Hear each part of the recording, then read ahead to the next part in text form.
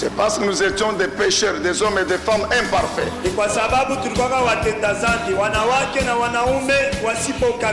Que Jésus a quitté le ciel et est venu mourir sur la croix.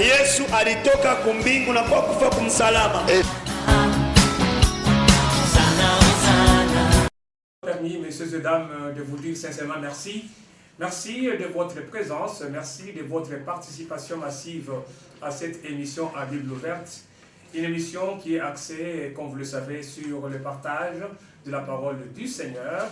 Une émission que vous avez toujours l'habitude de suivre avec le Léon Pasteur Zacharie Kadengele, les visionnaires ainsi que les bergers de la nouvelle cité et de David. Cette émission est un carrefour, bien entendu. Pourquoi? Parce que nous sommes toujours disposés à vous recevoir à travers vos questions, à travers vos occupations, excusez-moi, à travers vos préoccupations, voulais-je dire, que vous devez nous adresser afin que nous puissions y apporter des réponses appropriées. Comme aujourd'hui, nous sommes très contents de recevoir encore une fois de plus Papa Zacharie sur ce plateau de la Hosanna Télévision, afin de nous parler d'un thème très intéressant, un thème qui est d'actualité, un thème que nous avons amorcé il y a déjà plus de 2 émissions. Il s'agit des événements eschatologiques, c'est-à-dire les événements qui précèdent la seconde venue de Jésus-Christ. Et la fois dernière, nous l'avons bien suivi tous. Papa s'est appesanti sur la première résurrection, n'est-ce pas, qui doit concerner, comme il a bien déclaré dans son intervention, cette première résurrection concernera les justes ainsi que les saints. Et ils seront ressuscités et ils ne vont plus mourir. Alors aujourd'hui, Papa va devoir insister sur un point nouveau, n'est-ce pas, notamment les 7 ans qui vont devoir précéder la première résurrection. Alors, nous vous invitons à être beaucoup plus attentifs, car c'est un message très important, comme je l'ai dit, un message très instructif, un message qui est aussi très subtil. Alors, cela exige suffisamment de concentration pour pouvoir mieux le pénétrer. Et là, je signale qu'il y a eu de bien-aimés qui nous ont transmis leurs questions. Je crois que ces questions sont déjà à bon port. Papa va devoir y apporter des réponses appropriées. Alors, sans plus tarder, nous le recevons sur ce plateau de la télévision pour la proclamation de la parole du Seigneur.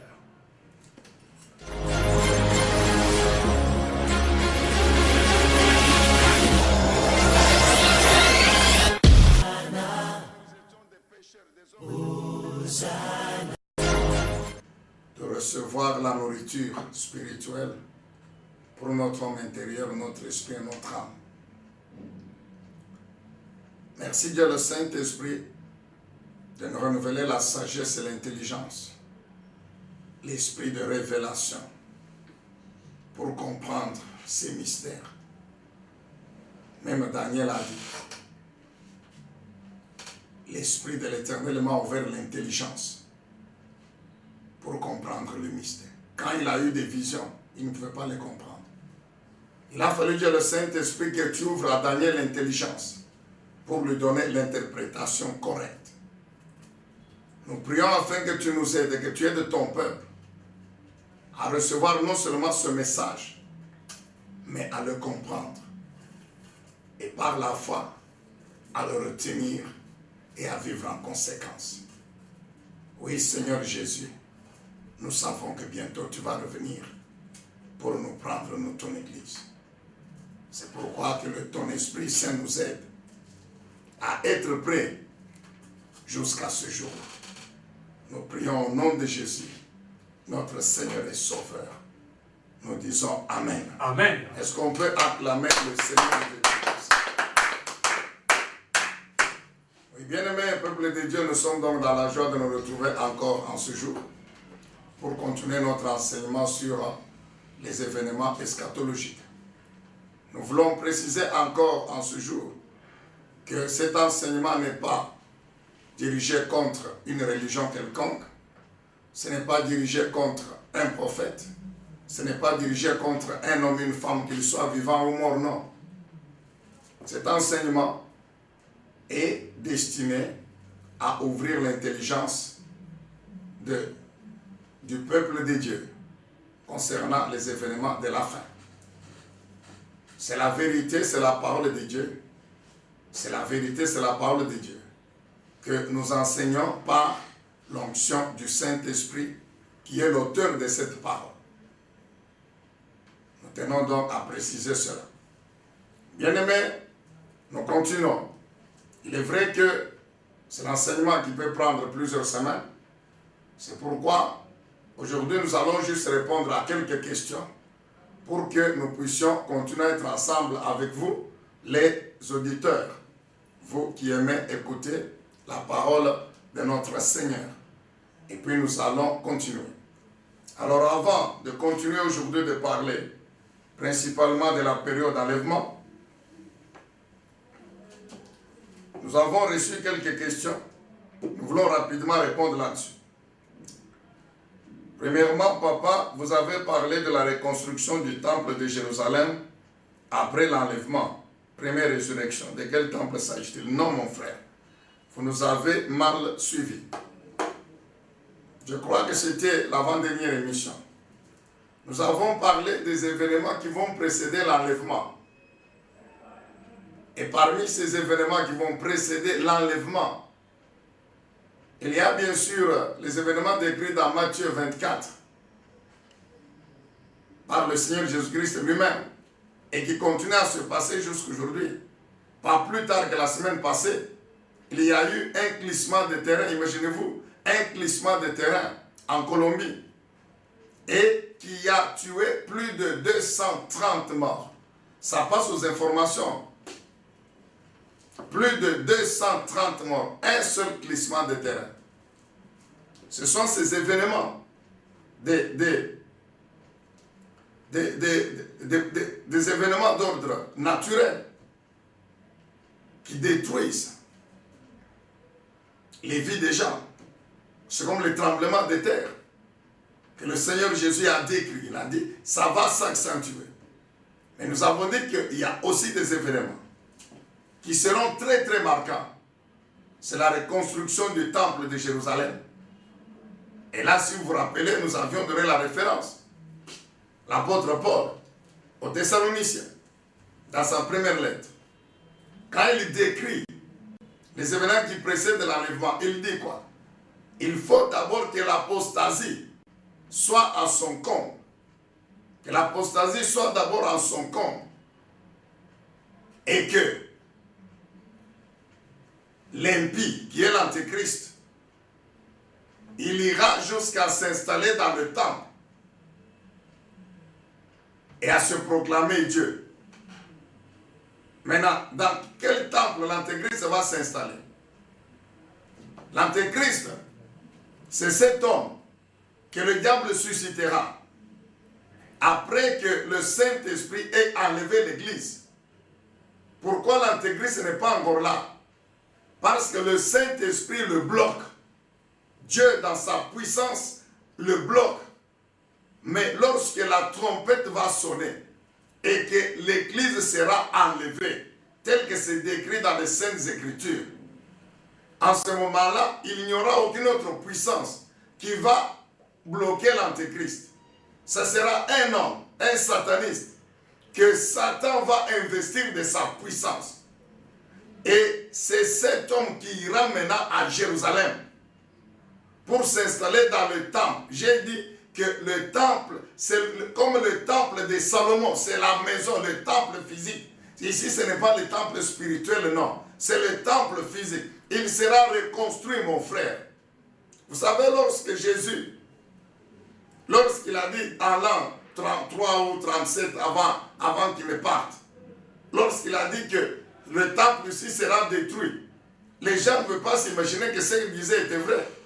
Mais nous savons que 37 ans après, donc en l'an 70 de notre ère après Jésus-Christ, ou 37 ans après que le Seigneur soit rentré au ciel, il y a eu l'empereur romain et son armée qui ont détruit le temple de Jérusalem. Donc ce temple sera reconstruit à l'endroit où il était. À l'endroit où il était, il sera reconstruit. Et ça sera parmi les signes précurseurs de l'enlèvement de l'Église. Les Juifs, j'ai dit que les Israélites se préparent à la reconstruction de ce temple-là. Parce que comme nous savons, beaucoup de Juifs, particulièrement ceux qui sont au pouvoir, qui dirigent Israël, continuent à croire que le Messie n'est pas encore venu. C'est pourquoi ils veulent restaurer le sacerdoce lévitique. Ils veulent restaurer le sacerdoce lévitique. C'est pourquoi ils veulent reconstruire le temple avec les 3 parties par vie, lieu saint, lieu très saint. Et quand ils vont reconstruire le temple, comme ils sont incrédules, ils n'ont pas la révélation des événements eschatologiques. Ils ne savent pas que le temple vont reconstruire servira à l'Antéchrist qui viendra les opprimer après que l'Église soit enlevée. Il n'y a que les Juifs chrétiens qui seront enlevés. Les Juifs qui ont cru en Jésus-Christ et qui vivent en conséquence. Tous les Juifs qui n'ont pas encore cru en Jésus-Christ ne seront pas enlevés parce qu'ils ne font pas partie de l'Église. Ils resteront. Et pendant les 7 années dont nous allons parler aujourd'hui, les 7 années de la tribulation, ils seront persécutés par l'Antéchrist, etc. Donc, mon frère, il faut bien nous suivre. Le temple, c'est le temple physique, comme celui de Salomon, qui sera reconstruit. Qui sera reconstruit. Ce sera un des faits vraiment précurseurs, annonciateurs de l'enlèvement de l'Église. Et puis après les 7 années, le Seigneur revient maintenant pour la deuxième fois. Deuxième question. Après la première résurrection et l'enlèvement de l'Église, quel sera le sort des païens? Oui, les païens resteront. Ceux qui seront vivants vont continuer à vivre. Et ils vont mourir. Et pendant ce temps-là, nous parlerons de la marque de la bête, des événements pendant les 7 années. C'est pendant les 7 années que l'Antéchrist, qui va instaurer un gouvernement mondial, bien-aimé dans le Seigneur, ces événements se font. Regardez aujourd'hui. Aux États-Unis, vous avez les États-Unis d'Amérique. C'est un ensemble d'États qui sont des pays entiers. Vous avez l'Organisation des États américains qui ont comme leader les États-Unis, dans lesquels vous avez le Canada, etc. Mais quand vous allez au Canada, vous vous rendrez compte qu'il y a certaines choses qui sont communes. Le téléphone, si tu es aux États-Unis, tu vas téléphoner au Canada gratuitement. C'est le même système.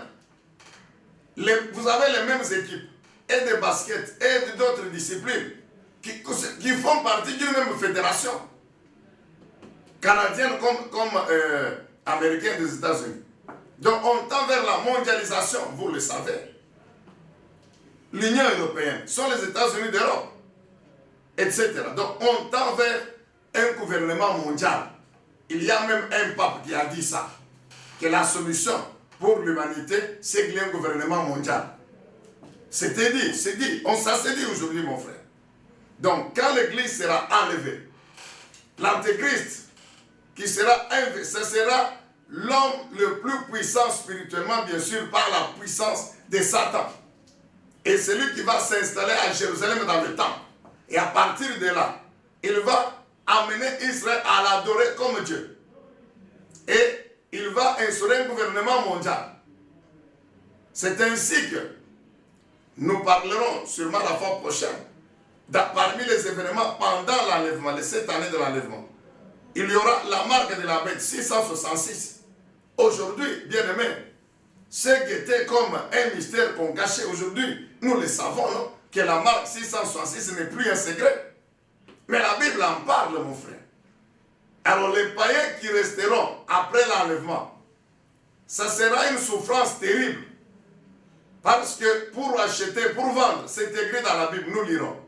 Il faut avoir la marque de la bête. Pour être soigné à l'hôpital, il faut avoir la marque de la bête. Donc ceux qui, pendant ce temps-là, vont encore continuer à croire que Jésus est encore là. Le Saint-Esprit ne sera pas là. Quelle que soit leur innocence. Mais le Saint-Esprit ne sera pas là pour les défendre. Ils seront persécutés. Ils seront persécutés. Et spirituellement et physiquement. Bien-aimés, aujourd'hui, c'est le Saint-Esprit qui est là, qui protège l'Église, qui nous protège, nous les chrétiens. C'est sa force, sa puissance, qui nous donne la victoire dans le combat sur Satan, sur les démons, etc., les sorciers. Mais quand nous serons enlevés, le Saint-Esprit va se retirer. Ce sera fini. C'est pourquoi, bien-aimés, la Bible dit quoi? Si vous entendez sa voix, n'endurcissez pas votre cœur. C'est maintenant que vous devez croire, mon frère.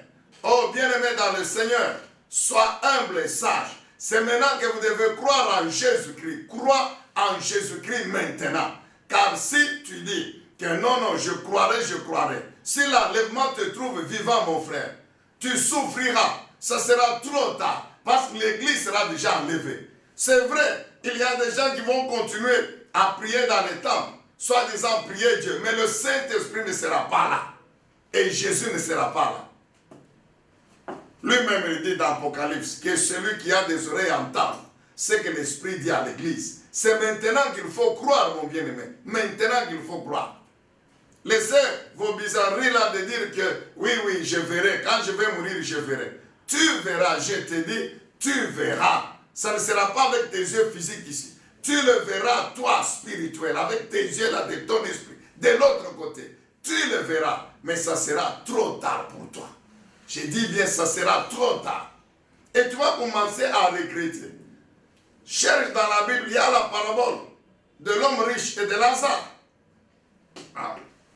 Le Seigneur a parlé de ce que ça sera après l'enlèvement pour les païens. Lazare représente les justes, les saints, qui sont humbles. Mais le riche, c'est vous qui refusez de croire en Jésus-Christ à cause de l'argent, à cause de ceci, etc. Très bien. Mais lis bien la parabole là, mon frère. Lis bien la parabole là. L'homme riche dit à Abraham, envoie-nous quelqu'un pour nous donner un peu d'eau. Un peu d'eau. Ils sont où? Dans l'enfer. L'enfer existe, mon frère. Ne t'en fais pas. Ça existe. L'Esprit de Dieu qui a inspiré cette parole, il est un Dieu vivant. Un Dieu vivant. Et il a scellé. Il a dit c'est la vérité. Et Jésus parle déjà en parabole de l'enfer. Qu'est-ce qu'Abraham lui a dit? Il y a un fossé entre nous et vous. Il n'y a pas moyen que quelqu'un arrive là où vous êtes. Qu'est-ce que le riche dit? Très bien. Mais envoie quelqu'un sur la terre pour dire à mes frères de faire quoi? De croire en Jésus-Christ. Afin de ne pas se retrouver dans la même situation que moi. Qu'est-ce qu'Abraham lui a dit? Sur la terre là, il y en a déjà qui prêchent Jésus, qui prêchent Dieu. Nous sommes là, mon frère. Nous sommes là, maintenant là. Nous sommes là. Nous vous supplions, croyez en Jésus-Christ, vous refusez. Très bien. Ça sera tard. Ça sera comme dans la parabole de Lazare et de l'homme riche. Ça sera trop tard. Trop tard pour vous, mon frère. Alléluia. Amen. Amen, bien-aimé. Amen. Donc, bien-aimé, vous n'avez pas encore cru en Jésus-Christ. Crois au Seigneur, car votre sort sera terrible. Ça sera fini pour toi. C'est vrai, il y aura encore des pasteurs, des bishops, mais si réellement ils sont de vrais pasteurs, des bishops, ils devaient être enlevés. Ils devaient être enlevés. Donc, si après l'enlèvement, un bishop reste, un pasteur reste, c'est qu'il n'a pas été enfant de Dieu véritable. C'était un faux chrétien. Mais avec le titre de pasteur, de bishop, de ceci, de cela. Ce sont ceux-là que Jésus avait dit. Le Seigneur, il est Dieu Jésus. Il avait dit quoi? Beaucoup viendront à mon nom. Mais, ce jour-là, je leur dirai, je ne vous ai jamais connu. Ça va commencer avec l'enlèvement. Ne seront enlevés que ceux qui sont membres de l'église véritable de Jésus-Christ. Je l'ai dit encore hier dans le sermon du matin à l'église. Ne participeront à l'enlèvement que ceux qui sont membres véritablement de l'église véritable de Jésus-Christ, qui est invisible. Ce ne sont pas ceux qui sont membres des églises locales, des religions, des communautés. Non. La religion ne sauve pas. La communauté ne sauve pas. C'est Jésus-Christ qui sauve. Et il sauve ceux qui croient en lui et qui justifient cette foi en mettant en pratique sa parole. C'est tout. Amen, bien-aimés dans le Seigneur. Amen. Ce sont ceux-là qui seront enlevés. Tous ceux qui resteront, quel que soit leur titre, évêque en français, ou bishop en anglais, archevêque en français, ou archibishop en anglais. Vous pouvez aller jusque là où vous voulez là-bas. Tous, prophètes, évangélistes, pasteurs, tous. Si pendant, maintenant là, ils ne sont pas des chrétiens véritables, quand la trompette va sonner, ils resteront. Et ils vont continuer à prêcher à d'autres païens. Je dis bien, l'église ne sera plus là. L'église déjà enlevée. Ce sera un temps perdu. Car il n'y a plus de ça. C'est maintenant qu'il faut croire. La Bible dit quoi? N'endurcissez pas votre cœur. C'est maintenant le moment favorable. C'est maintenant le jour du salut. Alors n'endurcissez pas votre cœur. Alléluia. Amen. Amen, bien-aimé. Amen. Troisièmement, que représente le fiquet dans ce texte? Ça, c'est en dehors de l'enseignement que nous faisons. Expliquez-nous la grande tribulation, mais on pourra répondre plus tard. On n'a pas le temps aujourd'hui. Expliquez-nous la grande tribulation. Quand se passera-t-elle? Oui, la grande tribulation se passera pendant les 7 années. Les 7 années qui séparent l'enlèvement de l'Église et le retour du Seigneur. C'est ça la période de la grande tribulation. Papa, lisez Malachie 3 et 4. J'ai déjà lu plusieurs fois, mon cher. Qui est concerné dans chacun de ces deux chapitres? Il est question de Jean-Baptiste. C'est le Élie qui allait venir. Notre première émission, nous avons parlé de ce cas-là pour montrer qu'il y a le mensonge aujourd'hui qui court. Partout au monde, ce n'est pas seulement ici chez nous, partout au monde. Des gens qui continuent à prêcher, à enseigner que le Élie qui devait venir, c'est le prophète de leur religion, de leur secte. Non. Le Élie qui devait venir, c'est Jean-Baptiste. Nous l'avons parlé de ça la première émission, mon frère. Lisez bien Malachie. Et je disais ceci tout à l'heure au frère Boniface, que le Saint-Esprit a tenu à ce que la Bible s'explique par elle-même. Par elle-même. Quand Malachie parle d'Élie qui doit venir, il faut qu'Élie revienne. Jésus, dans Matthieu, il révèle que le Élie qui allait venir, c'est Jean-Baptiste. L'ange Gabriel s'adressant à Zacharie, lui révèle que l'enfant qui naîtra, tu lui donnes le nom de Jean. Voici sa mission. Il précise même que l'Esprit et la puissance de lui reposeront sur lui. Et je vous avais expliqué que la mission de Jean-Baptiste, c'est exactement celle que Dieu avait donnée à Élie, le prophète. Notre première émission de cette série, nous avons répondu là-dessus. Donc, il est question d'Élie qui devait revenir, qui n'est rien d'autre que Jean-Baptiste. C'est lui qui vient préparer le chemin à ce que le Messie arrive. C'est Jean-Baptiste. Élie qui devait revenir. Alors, pourriez-vous nous éclairer davantage sur les milléniums? Oui, je vais vous éclairer, nous parlerons prochainement. Alors, nous continuons donc, bien aimés dans le Seigneur, la fois passée, si vous nous avez suivis, nous étions en train de parler de l'enlèvement.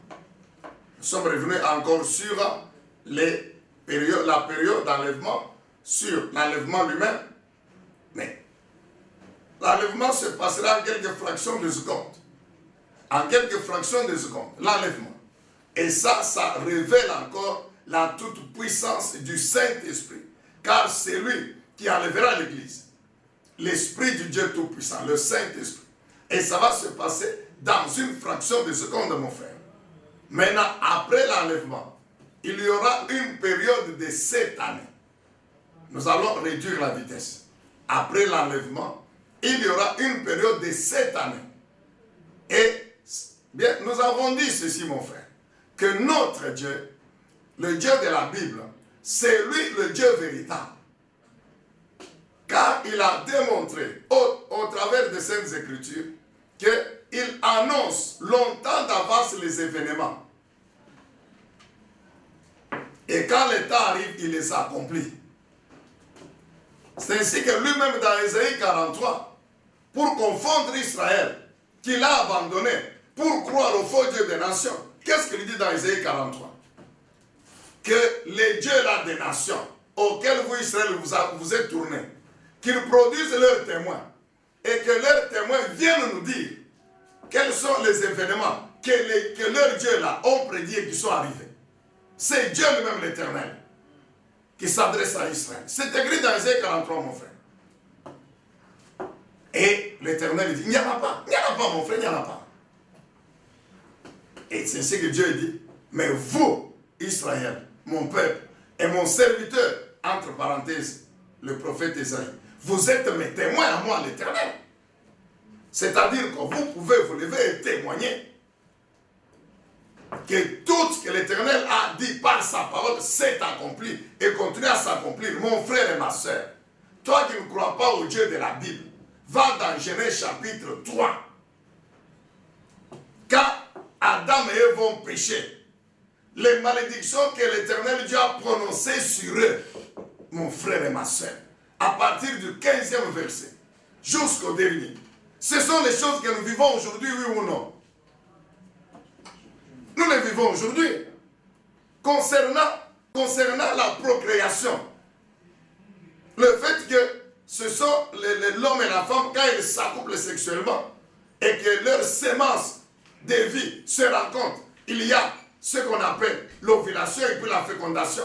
Quand les spermatozoïdes et l'ovule de la femme se rencontrent, vous avez la formation de la vie qui commence par un petit œuf dans le ventre de la femme. Mais ça se passe comment? Tu crois que c'est un fait du hasard, mon frère? Que ta femme va concevoir? Ce n'est pas un fait du hasard, mon frère.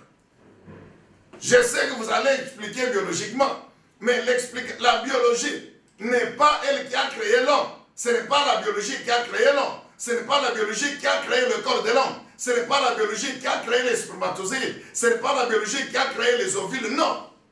C'est la parole du Dieu Tout-Puissant qui a créé l'homme et son corps. C'est pourquoi Genèse 1:28, la Bible déclare, Dieu bénit Adam et Ève. Il leur dit, soyez féconds, multipliez-vous, remplissez la terre. Ce jour-là, quand la parole est sortie de la bouche de l'Éternel, automatiquement, dans le corps d'Adam et Ève, il y a eu la formation de ces organes-là qui vont les aider à procréer. Amen, bien-aimé dans le Seigneur. Amen. Donc chaque fois qu'un bébé est à la maternité, c'est l'accomplissement de la parole de Dieu. Genèse 1:28. Tu peux nous dire un autre Dieu?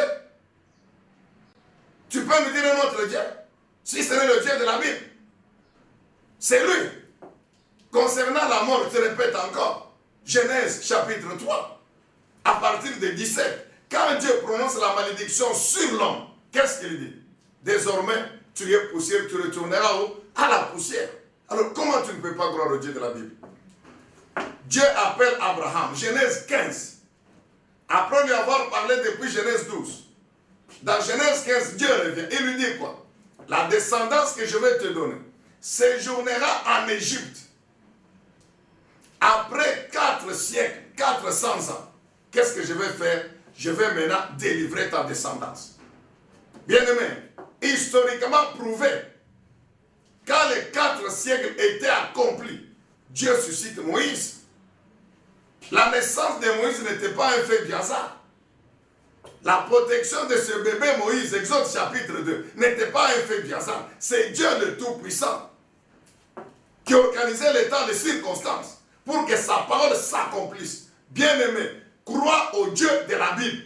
Et les événements dont nous te parlons ici, que son esprit s'est révélé, c'est la vérité et ça s'accomplira, mon frère. Je te dis bien, aie un minimum de sagesse et sois humble pour croire à la vérité de la parole de Dieu. Ou à la vérité qu'est la parole de notre Dieu. Est-ce qu'on peut dire Amen? Amen. Est-ce qu'on peut acclamer le Seigneur Dieu Tout-Puissant? Alléluia. Amen. Donc, après l'enlèvement de l'Église, qui se passera pendant quelques fractions de secondes, c'est la période de 7 ans qui commence. Et comme je venais de le dire, le prophète Daniel a eu la révélation et nous a, par l'Éternel, donné cette révélation des 7 ans qui séparent l'enlèvement de l'Église et le retour du Seigneur. Bien-aimé, que le Saint-Esprit vous aide, comme je l'ai dit dans la prière, qu'il ouvre votre intelligence, car ce sont des mystères. Alors, nous allons dans Daniel chapitre 9. Daniel chapitre 9.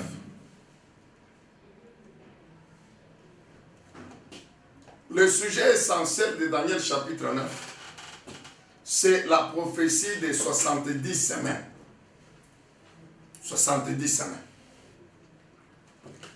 Lorsque nous commençons à partir du premier verset de Daniel 9,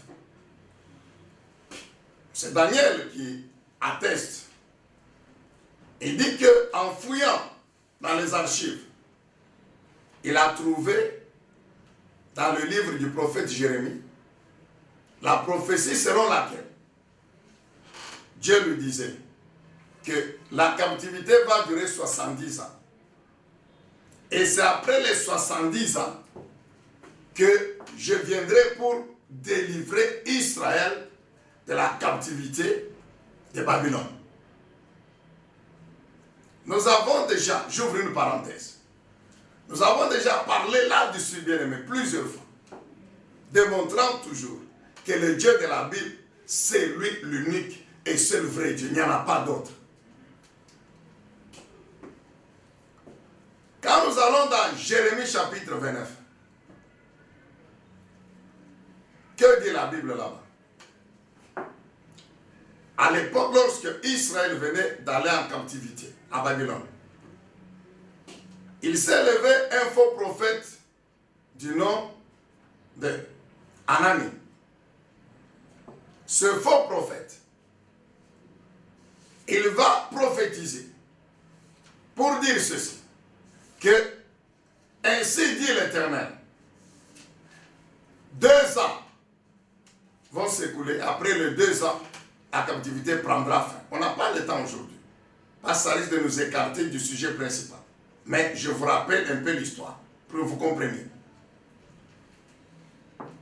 Le prophète Anani va se lever pour dire ainsi dit l'Éternel. Vous comprenez mon frère? Ainsi dit quoi l'Éternel?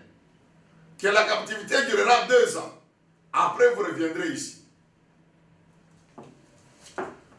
Bien-aimé, il n'y a pas un mensonge qui peut échapper à notre Dieu. Dis Amen. Amen. Le Saint-Esprit a écouté le mensonge. Et il a suscité Jérémie pour dire, lève-toi pour contredire ce mensonge. Il dit à Israël que l'homme-là, je ne l'ai pas envoyé. Jérémie a même affronté Anani pour lui dire, tu prophétises des mensonges. Et ainsi dit l'Éternel, tu vas mourir. Cette année-là, la Bible dit, le prophète là est mort. Et Jérémie a dit ceci.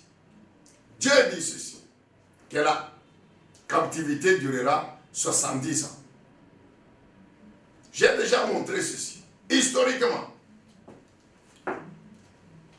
qui a mis fin à la captivité? C'est le roi Cyrus le Grand, qui avait mis en place le royaume des Mèdes et des Perses. La Bible montre historiquement que Cyrus le Grand a pris le pouvoir en 539 avant Jésus-Christ. Or, la première invasion d'Israël par Nebuchadnezzar, roi de Babylone, s'est située autour de 605, 606 avant Jésus-Christ. C'est la première invasion qu'il a fait en Israël. Et qui avait la première partie d'Israël, donc la partie septentrionale, principalement la Galilée. En 588-587, toujours avant Jésus-Christ, c'est alors qu'il est descendu pour la deuxième invasion, qui est allé jusqu'à Jérusalem, qu'il a détruit le temple.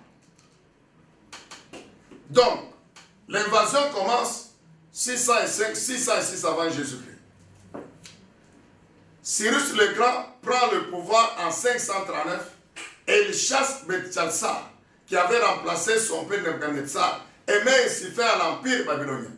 Ils domptirent l'empire des Mèdes et des Perses. En 3 ans à peine, en 536, avant Jésus-Christ, donc 3 ans à peine, il autorise Israël, il met fin officiellement à la captivité et autorise Israël à sortir de Babylone, à rentrer en Israël, à reconstruire le temple. Pour cela, lit le livre d'Esdras. Ne fût-ce que le premier chapitre.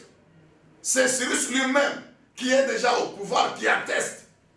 Et le Cyrus là, laisse-moi encore vous révéler, sur base des Saintes Écritures bien sûr, que c'est lui dont l'Éternel a parlé à Ésaïe le prophète. Ésaïe 40, verset 28. Ésaïe chapitre 44, verset 28. Et chapitre 45, 1 à 3. C'est ce Cyrus-là dont le prophète Ésaïe a parlé. Il n'était pas encore né. Mais Dieu annonce déjà qu'il viendra un homme du nom de Cyrus. Et je lui ai donné la mission qui est celle d'autoriser la reconstruction de mon temple et de bâtir Jérusalem. C'est écrit dans Ésaïe 44, 28 et 45, 1 à 3. C'est le même Cyrus-là qui, dans Esdras chapitre 1er, lui-même déjà, il est là. 150, bien aimé, la prophétie est sortie 150 ans avant que Cyrus ne prenne le pouvoir. Donc avant qu'il ne naisse. Alors comment toi tu continues à être incrédule, à ne pas croire au Dieu de Jésus-Christ? Dis d'abord Amen. Amen. Et puis acclamons un peu le Dieu de Jésus-Christ. Que Dieu soit loué, que Dieu soit béni. Alléluia. Il dit des événements et il les accomplit, mon frère. C'est ainsi que 606 ou 605 moins 536, bien aimé. Mais ça donne combien? 70 ans. Dont Jérémie avait parlé. 70 ans, mon frère. Dont Jérémie avait parlé. Exactement 70 ans. Ah Dieu le Saint-Esprit, gloire à ton nom, merci Seigneur. 70 ans après, Cyrus qui est déjà au pouvoir. Et Cyrus lui-même, il témoigne. Il dit, le Dieu des cieux, le Dieu d'Israël, qui siège à Jérusalem, il m'a donné le pouvoir d'assujettir les nations. Et il m'a donné l'ordre de faire quoi? De lui bâtir la maison qui est à Jérusalem. Qui d'entre vous est de son peuple? Qu'il se lève. C'est ainsi que Josué et Zorobabel se sont levés comme des leaders et il y a eu le premier retour d'exil qu'ils ont conduit en Israël. Et quand ils sont arrivés, ils ont repris la reconstruction du temple. Esdras 3, 4, etc. mon frère. Alléluia. Amen. C'est pourquoi Daniel, qui a vécu avant, Daniel a vécu d'abord Nebuchadnezzar, son fils. Même à l'époque de Cyrus, Daniel était toujours là. C'est ainsi que quand les 70 ans sont arrivés, Daniel a découvert en lisant les livres du prophète Jérémie. C'est ainsi qu'il s'est mis à prier. C'est ça la première partie de Daniel chapitre 9. Il s'est mis à prier. Bien-aimés dans le Seigneur, que Dieu nous donne des visions. Nous parlons sur la vision spirituelle, n'oubliez pas. C'est parce qu'il y a eu cette prophétie que Daniel s'est souvenu.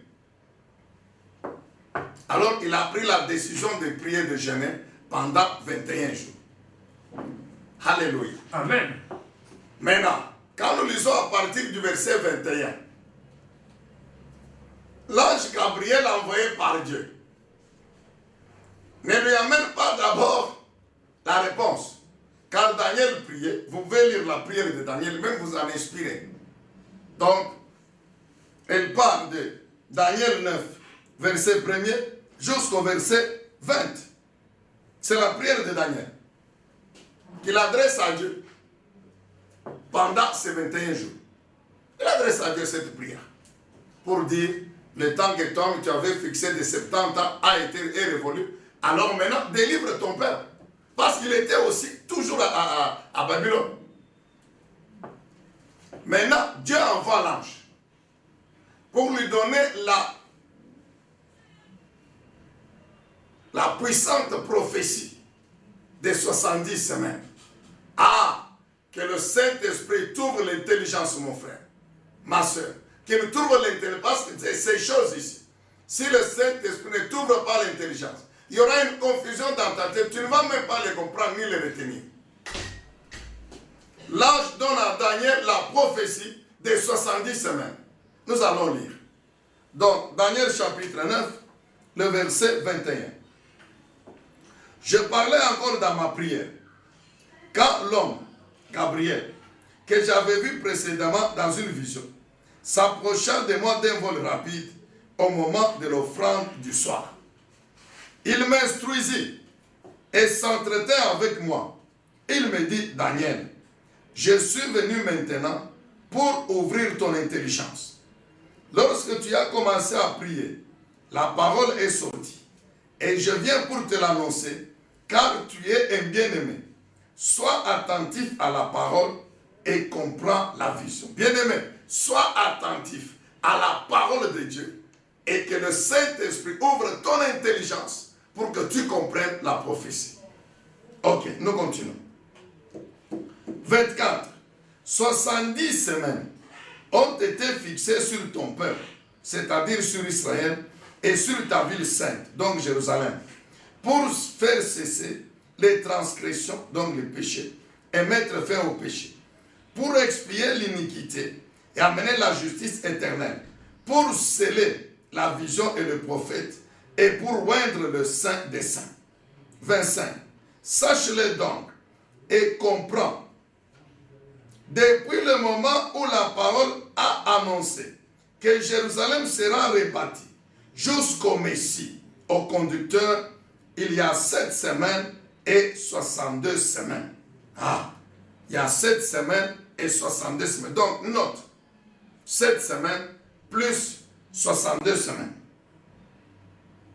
Les places et les fossés seront rétablis, mais en des temps fâcheux. Après les 62 semaines, donc il y a eu d'abord 7 semaines, puis 62 semaines. Après les 62 semaines, le Messie sera retranché. Le Messie, c'est qui? C'est Jésus-Christ, qui vient à la fin de 62 semaines. Il sera retranché. Nous savons qu'il a été, c'est-à-dire qu'il sera tué. Alors, le Messie sera retranché et il n'aura pas de successeur.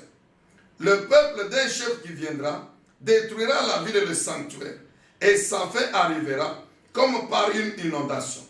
Il est arrêté que les dévastations dureront jusqu'au terme de la guerre. Arrêtons-nous d'abord là.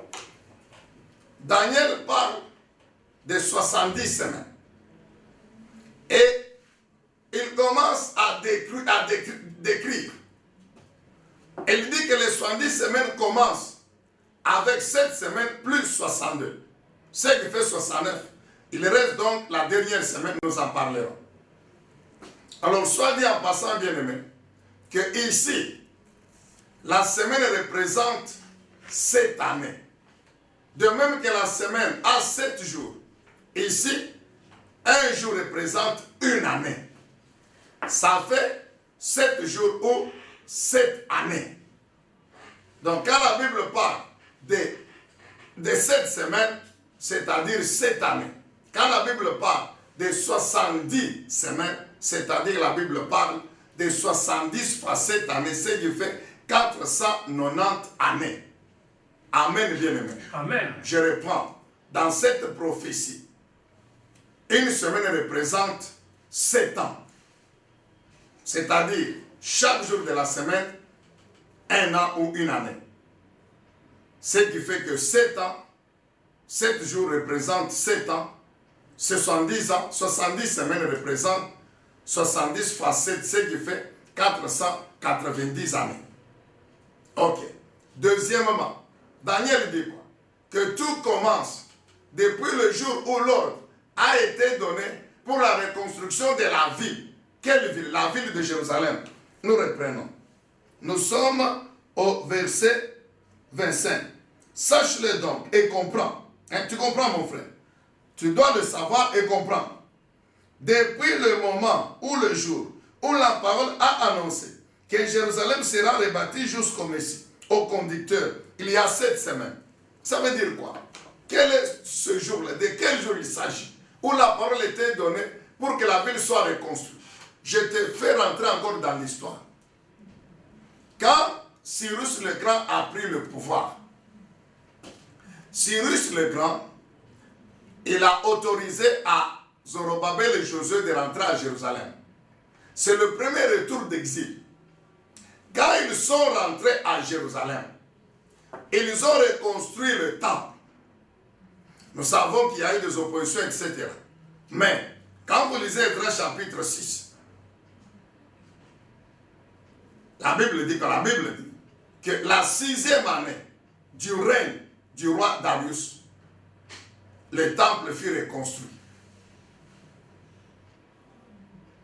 Et la reconstruction avait pris fin en l'an 516 avant Jésus-Christ. Qu'est-ce qu'il y a eu? Je vous ai dit que 536, ils sont rentrés à Jérusalem. Dès qu'ils ont repris la reconstruction du temple, ils ont été stoppés par Sambala, Tobidje et Geshem Lara. Esdras chapitre 3 et 4. Ils ont été stoppés. Et l'arrêt des travaux a duré, bien aimé, jusqu'à l'an 520 avant Jésus-Christ. Donc de 536 à 520 avant Jésus-Christ, les travaux ont été interrompus. Il a fallu que l'Éternel, oh alléluia, suscite les 2 prophètes, Zacharie et Agé. Pendant que Israël était déjà rentré, ils ont repris, on les a stoppés, ils sont rentrés. Quand vous lisez le livre du prophète Agé, Dieu reproche à Israël, aux Zorobabel et autres qui étaient restés pour dire, vous avez abandonné mon temple, qui n'avait pas encore fini la reconstruction. Vous êtes allés dans vos maisons, bien ornées, bien lambrissées. Alors Dieu dit quoi? Réveillez-vous. Réveillez-vous. La Bible dit, l'Éternel réveille l'esprit de Zorobabel, l'esprit de Josué, l'esprit du peuple, du pays tout entier. Pour dire, lèvez-vous, mettez-vous debout, reprenez la reconstruction du temple.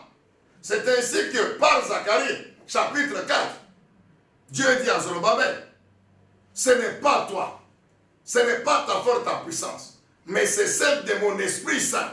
Car par la puissance de mon Esprit Saint, la grande montagne, la puissance d'opposition qui vous a bloqué est anéantie. Amen, bien-aimés dans le Seigneur. Amen. C'est alors qu'ils vont reprendre la reconstruction du temple en l'an 520 avant Jésus-Christ. Et 4 années après, 516, le temple était reconstruit. C'est pourquoi Esdras 6 atteste que la 6e année du règne de Darius, donc Cyrus le Grand était mort, remplacé par son fils. C'est alors que la reconstruction du temple a pris fin. Maintenant, plus de 50 ans se sont passés. Et Israël est retombé encore dans l'idolâtrie. Ils ont cessé le service dans le temple. C'est alors quand vous lisez Esdras chapitre 7. Maintenant, Dieu permet que Esdras, qui était resté à Suse, et là, sous le règne d'un autre roi qui avait succédé à Darius, qui est Artaxerxès. Artaxerxès. Sous le règne d'Artaxerxès. C'est ainsi que Artaxerxès va autoriser à Esdras de rentrer. C'est le 2e retour d'exil par Esdras. Quand Esdras rentre, sa mission est de restaurer le service dans le temple. Est-ce que tu peux dire Amen? Amen. J'ai dit bien plus de 50 ans après le premier retour d'exil de Zorobabel et les autres. Esdras va maintenant venir avec un 2e groupe de retour d'exil. Et Esdras, prêtre versé dans la loi de Dieu. Mon frère, tu dois lire la Bible, mon frère. Quand tu lis Esdras chapitre 7, la lettre que le roi Artaxerxès remet à Esdras, tu comprendras que le Dieu de la Bible le Dieu d'Israël, il est réellement le véritable Dieu, un Dieu puissant, un Dieu glorieux, le meilleur metteur en scène. Quand vous lisez, bien-aimés, vous comprendrez la puissance de notre Dieu. C'est ainsi que toutes les autorisations étaient données à Esdras. Quand il arrive à Jérusalem, bien que la captivité avait fini, mais il y avait tous des représentants du roi sur Jérusalem. C'est ainsi que quand il est venu, son travail était de restaurer le service, le culte dans le temple. Et si vous lisez bien, vous trouverez que c'est à cause des alliances, des mariages entre les Israélites et les nations qu'ils étaient tombés dans l'idolâtrie. Quand Israël est venu, ils ont pris l'engagement de rompre toutes ces alliances-là de mariage avec les nations païennes. Amen, bien-aimé. Amen. Maintenant, 9 ans plus tard, 8 à 9 ans, même 10 ans plus tard, c'est le 3e retour d'exil. Toujours sous le règne, maintenant c'est Néhémie. Maintenant nous sommes dans le livre de Néhémie. Nous avons quitté Esdras, nous sommes dans le livre de Néhémie. Donc 9 ans, autour de 9 ans ou 10 ans, entre 8 et 10 ans plus tard, maintenant Néhémie s'élève avec un autre groupe, c'est le 3e retour d'exil. Maintenant, quand Néhémie arrive, nous connaissons le livre de Néhémie. Quelle est la mission que Dieu a donnée à Néhémie? C'est de reconstruire la ville, de reconstruire les murailles de Jérusalem et les portes. C'est ce qu'il dit au roi Artaxerxès, le même roi. Il lui dit, comment veux-tu que je sois content dans la joie quand j'apprends que la ville est toujours en ruine? Les murailles de la ville sont détruites, les portes consumées par le feu. Alors je vais aller à Jérusalem pour reconstruire. Artaxerxès va l'autoriser.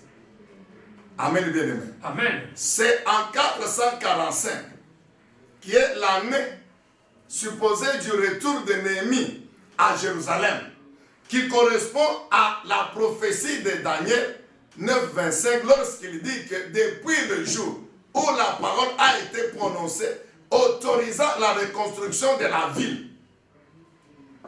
Amen, bien-aimé. Amen. Ce jour-là, c'est quand? C'est en 445 avant Jésus-Christ, pendant le règne du roi Artaxerxès. Il va autoriser Néhémie à rentrer à Jérusalem.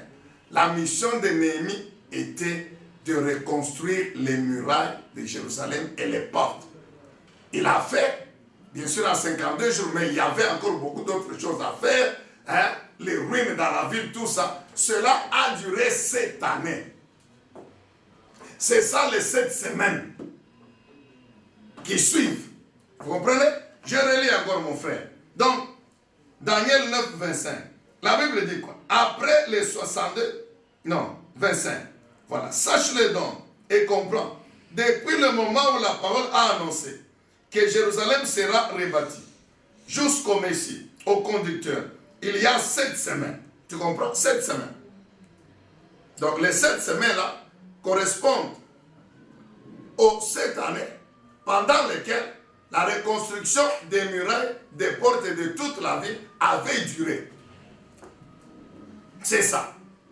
Maintenant, et 62 semaines. Les 62 semaines, c'est la période qui a précédé.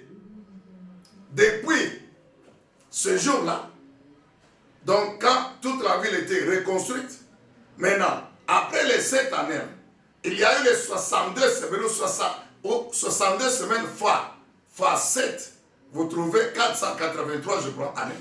Alors, vous trouvez 434. Enfin, vous pouvez faire le calcul. Donc, 62 fois 7, ça vous donne 434 années, je crois. Donc, qui sépare maintenant la période là, de cette année avec la crucifixion de Jésus-Christ. C'est pourquoi il dit 62 semaines jusqu'à ce que le Messie, le conducteur, soit retranché. Le Messie, c'est Jésus-Christ. Il a été retranché quand il a été crucifié sur la croix. Amen, bien-aimé. Amen. Donc, et 62 semaines les places et les fossés seront rétablis pendant les 7 ans. Maintenant 26. Après les 62 semaines, le Messie sera retranché et n'aura plus de successeurs. Le Messie, c'est Jésus-Christ. Il a été donc retranché après les 62 semaines. Donc après les 430 quelque chose années, 62 facettes. Je dis bien depuis la reconstruction de la vie jusqu'à la crucifixion de Jésus-Christ. C'est ça la période de 62 semaines. Donc vous prenez 7 plus 62, ça fait 69. Or la prophétie a parlé de 70 semaines. Ou 70 fois 7, 490 années. Alors, jusqu'à la crucifixion de Jésus, il y a combien? Il y a 7 années plus 62 fois 7, ce qui vous fait 483 années. Amen. Amen. 483 années depuis le retour de Néhémie jusqu'à la crucifixion de Jésus-Christ. 483 années. Maintenant, il reste la 70e semaine ou bien les 7 dernières années. Qu'est-ce que les 7 dernières années représentent? Continuons la lecture. Alors, nous sommes maintenant au verset 27. D'abord, toujours verset 26. Le peuple d'un chef qui viendra détruira la ville et le sanctuaire, et sa fin arrivera comme par inondation. Quel est le peuple d'un chef qui a détruit la ville et le sanctuaire, le temple? Mais c'est en l'an 70. C'est le roi de l'Empire romain à l'époque qui va envoyer son armée à Jérusalem en l'an 70 après Jésus-Christ. C'est en ce moment-là que cette partie de la prophétie s'est accomplie. Que le temple qui était reconstruit sera détruit. Amen, bien-aimé dans le Seigneur. Amen. Que le temple reconstruit sera détruit. Nous continuons la prophétie. Et sa fin arrivera comme par une inondation. Alors, il est arrêté que les dévastations dureront jusqu'au terme de la guerre. Verset 27. Donc, jusqu'à la bien-aimée dans le Seigneur, tous ces événements se sont accomplis. C'est ce que nous venons de voir avec vous. S'appuyant même sur l'histoire. Alors, comment ne pouvons-nous pas continuer à croire que le Dieu de la Bible, il est le Dieu véritable? Tous ces événements se sont passés de la prophétie de Daniel. Les 69 semaines se sont passées. Ou les 483 ans. Tous ces événements se sont passés. Jusqu'à la destruction du temple en l'an 70 après Jésus-Christ. Alors, suivez encore attentivement. Que le Saint-Esprit vous ouvre l'intelligence. Maintenant, verset 27. Je lis Louis II 1910. Il fera une solide alliance avec plusieurs pour une semaine, et au milieu de la semaine, il fera cesser le sacrifice et l'offrande. Alléluia. Vous comprenez? C'est ça la dernière semaine. C'est ça la dernière semaine. La 70e semaine. Le même chef du peuple, c'est-à-dire de l'Empire romain, qui avait détruit le temple, c'est de Rome ou de l'Italie que viendra maintenant la fin. C'est lui que le diable va susciter, l'antéchrist. C'est lui dont il est question ici. C'est la même chose que le chef du peuple, d'un peuple. C'est le même chef d'un peuple qui était un général romain, enfin, l'empereur romain, qui avait ordonné que le temple soit détruit. Maintenant, au verset 27, la prophétie continue. Toujours le même chef, c'est-à-dire qu'allusion fait toujours à Rome, à l'État. Ce sera maintenant l'antéchrist. Et nous allons le prouver dans l'Apocalypse. Il fera quoi? Il fera une solide alliance avec plusieurs pour une semaine, et au milieu de la semaine, il fera cesser le sacrifice et l'offrande. Le dévastateur commettra les choses les plus abominables, jusqu'à ce que la ruine et ce qui a été résolu fondent sur le dévastateur, fondent sur lui.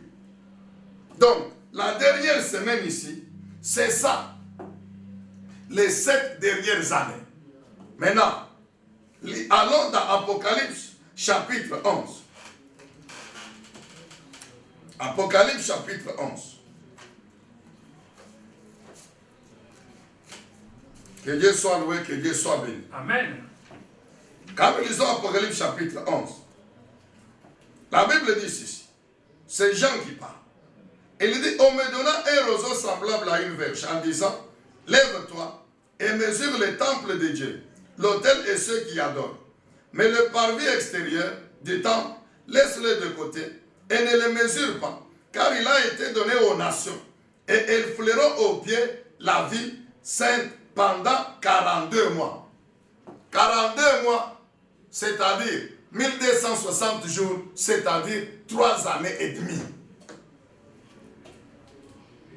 Je donnerai à mes 2 témoins le pouvoir de prophétiser, revêtus de sacs, pendant 1260 jours, ou bien pendant 42 mois, ou bien pendant 3 années et demie.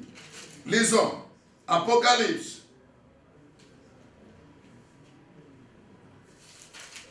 Chapitre 13.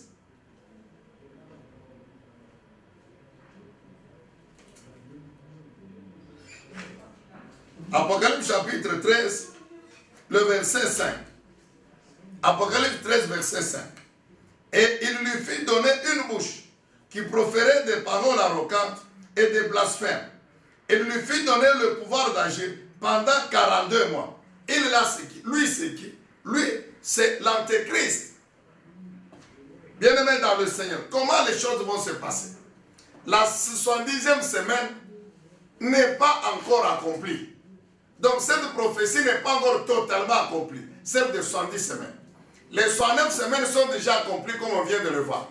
Maintenant, il reste la dernière semaine. C'est ça le verset 27 de Daniel 9. Ces dernières semaines qui représentent 7 années, ce sont les dernières 7 années qui compléteront la liste. La Bible dit qu'à la fin de 69 semaines, le Messie est retranché. Jésus est crucifié et il n'y a pas de successeur, mon frère. Il n'y a pas de Jésus qui est déjà rentré. Il n'y en a pas. Il n'y aura pas un autre Jésus. C'est ce que Daniel annonce. Quand le premier Messie est retranché, c'est fini. Il n'y aura pas un autre Messie. Il n'y a que le même Jésus qui reviendra. Et il reviendra quand? Après les 7 années qui suivent l'enlèvement de l'Église. Nous le verrons encore. Maintenant, nous en sommes d'abord aux 7 années qui suivent l'enlèvement de l'Église. Et les 7 années sont annoncées. Les 7 années représentent la 70e semaine de la prophétie de Daniel. Alors, qu'est-ce que dit Daniel au chapitre 9? Il dit que au milieu de la semaine, donc 3 années et demie, qu'est-ce qui va se passer? Puisqu'on est presque à la fin. Ce qui va se passer, c'est ceci. La 7e, les 7 dernières années de la 70e semaine sont subdivisées en 2 parties. Vous avez la première partie, c'est 3 années et demie. Et la deuxième partie, 3 années et demie. Pendant la première partie de 3 années et demie, l'Antéchrist, je vous ai dit, qui se sera installé dans le temple, il va régner sur Israël. Et Israël lui sera soumis. Israël sera opprimé, et va lui obéir pendant les 3 années et demie.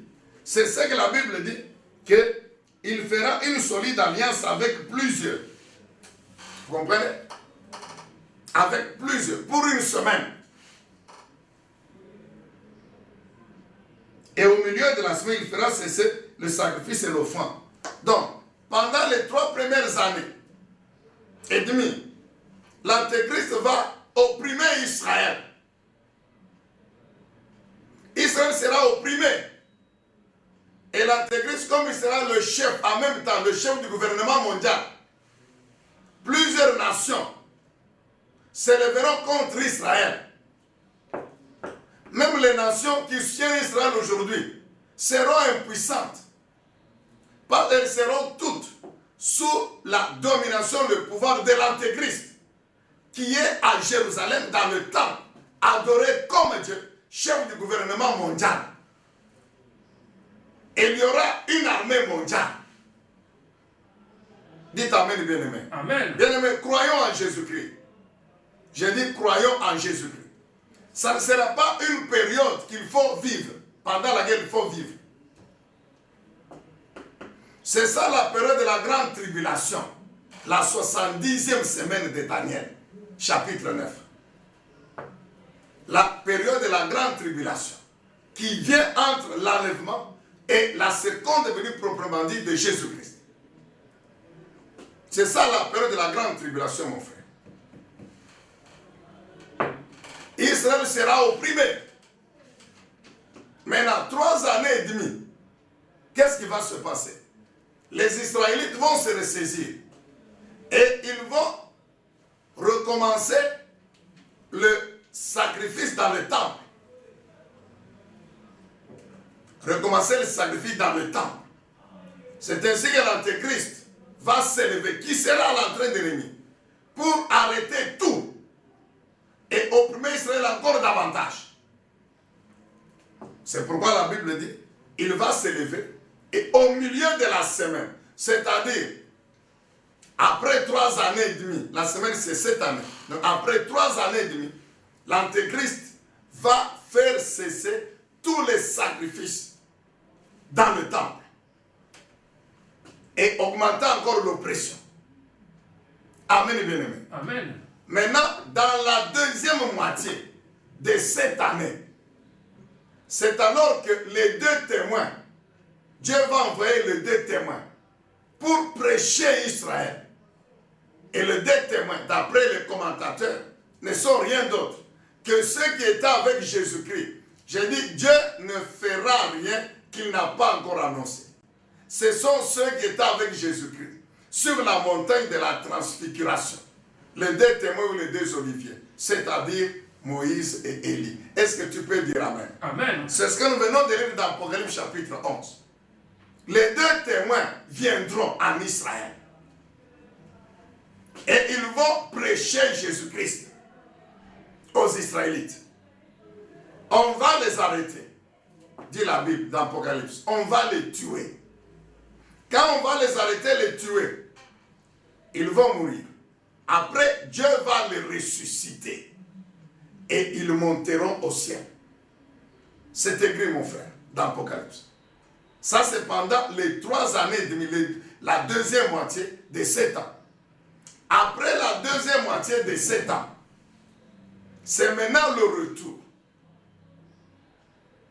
du Seigneur avec l'Église. Et c'est ça la seconde venue. La Bible atteste qu'il descendra avec l'Église, qu'il posera ses pieds sur la montagne des Oliviers. Et ça sera le royaume millénaire, les 1000 ans, que l'Église ou les saints passeront avec Jésus sur cette terre ici. Dans ce royaume-là, il n'y aura que les saints et les justes. Et cependant, quand le Seigneur va descendre, il y aura la guerre d'Armageddon.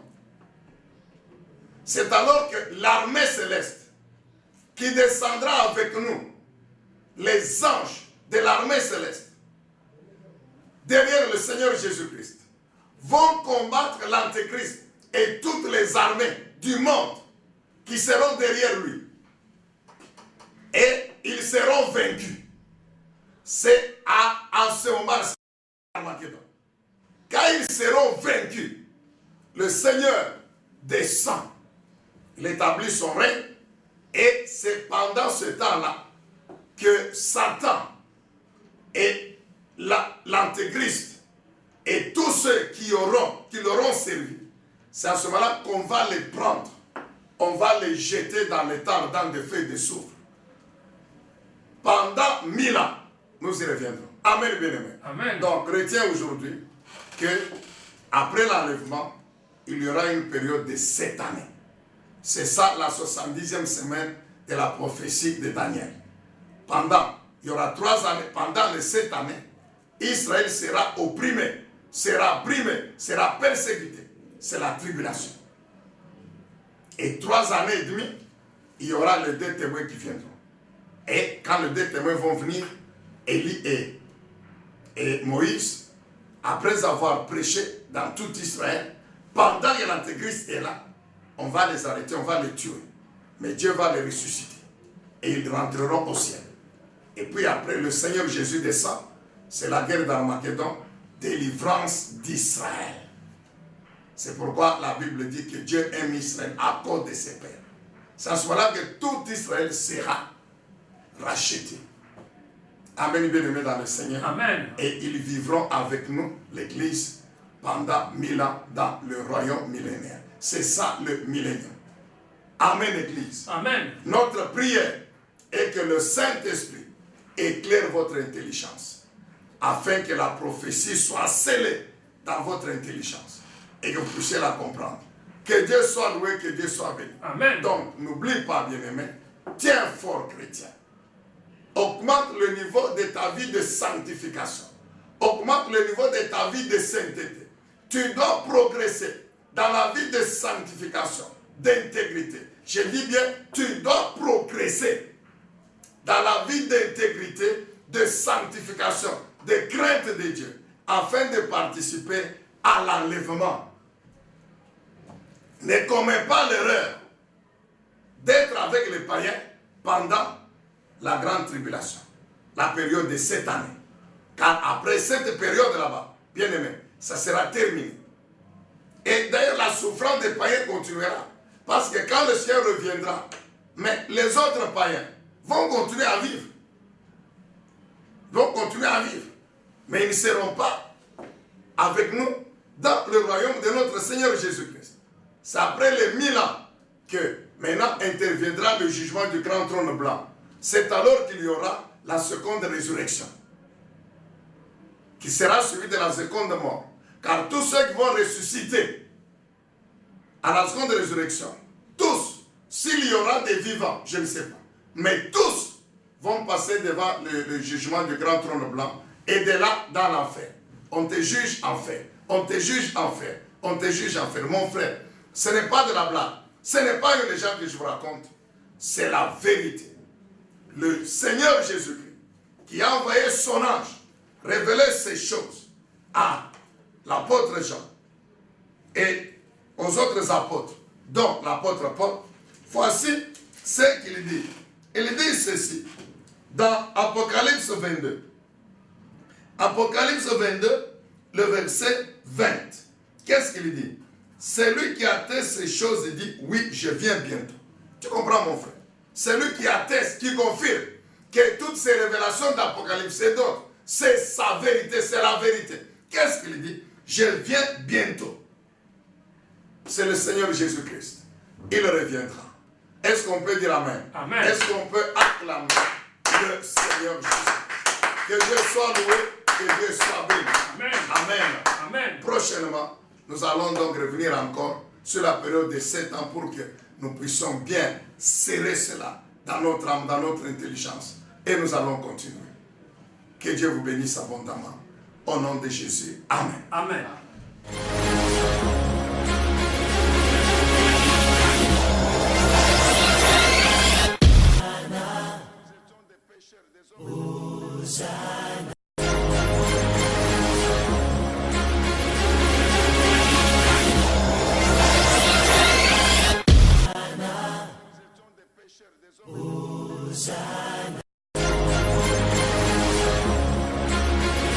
Messieurs et dames, nous sommes arrivés à la fin de cette émission.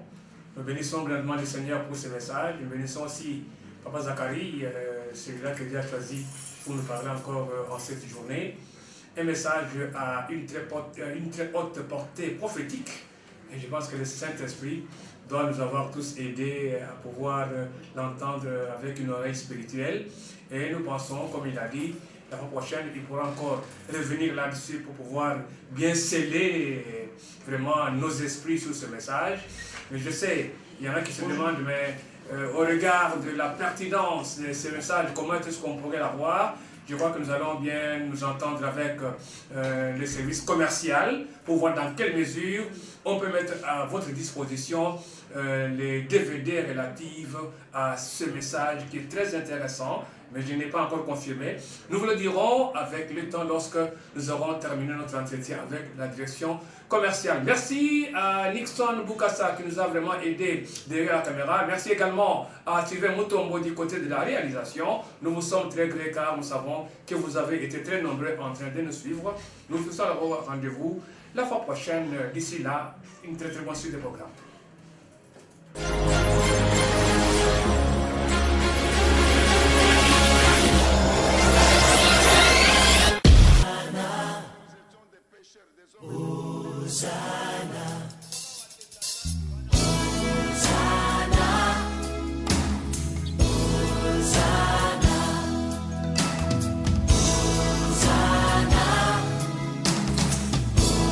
C'est parce que nous étions des pécheurs, des hommes et des femmes imparfaits. Ni kwa sababu tulikuwa watenda dhambi, wanawake na wanaume wasipo ukamilifu. Que Jésus a quitté le ciel et est venu mourir sur la croix. Na Yesu alitoka kumbingu na kwa kufa kumsalaba. Et